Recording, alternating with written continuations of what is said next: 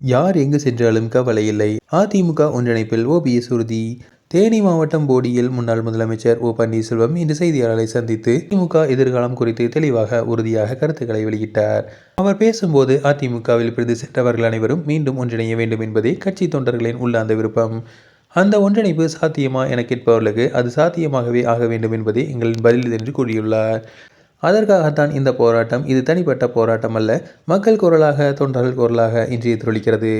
மேலும் அவர் அதிமுக ஒருங்கிணைப்பு வேண்டும் என்று குரல் கொடுத்தவர்கள் பலர் பின்னர் வேறு பாதைகளில் தேர்ந்தெடுக்கலாம். செங்கோட்டையன் தற்போது தவேகாவில் இணைந்துள்ளார். ஆனால் அதிமுக ஒன்றிணைப்பு குறித்து முதலில் உரத்த குரல் கொடுத்தது நான் தான். தேசிய ஜனநாயக கூட்டணியிலிருந்து விலகி நீண்ட காலமாகிவிட்டது. தமிழக அரசியல் சூழலை சுட்டிக்காட்டிய அவர் மத்திய உள்துறை அமைச்சர் அமித்ஷாவை சந்தித்து தமிழக அரசியல் கள நிலவரங்களை தொடர்ந்து எடுத்துரைத்தோம். எம்ஜிஆர் இந்த இயக்கத்தை உருவாக்கிய போது இது தொண்டர்களால் கட்டமைக்கப்பட்ட கட்சி என்ற அடிப்படையில்தான் அதன் சட்ட விதிமுறைகளை உருவாக்கப்பட்டன. அந்த அடிப்படை சிந்தனைகள் சிதைக்கப்பட்டுள்ளதாக கூறிய அவர் இன்று அந்த சட்ட விதிகள் மீறப்பட்டுள்ளன என தெரிவித்துள்ளார். எம்ஜிஆர் உருவாக்கிய இயக்கத்தின் அடையாளம் மங்கிவிடக்கூடாது என்பதற்காகத்தான் பல சோதனைகள், வேதனைகள், அழுத்தங்கள் அனைத்தையும் கடந்து நீதிமன்றங்களில் வழக்கு தொடர்ந்து சட்ட போராட்டம் நடத்தி வருகிறோம் என தெரிவித்துள்ளார். மேலும் கழகத்தின் சட்ட விதிகள் கேள்விக்குறியாக மாறிவிடக்கூடாது என்பதில் முழு மூச்சாக செயல்பட்டு வருகிறோம். ஜேசிடி பிரபாகர் தவேகாவில் இணைந்திருந்தாலும் அவர் என்னுடன் தொடர்ந்து தொடர்பில் உள்ளார்.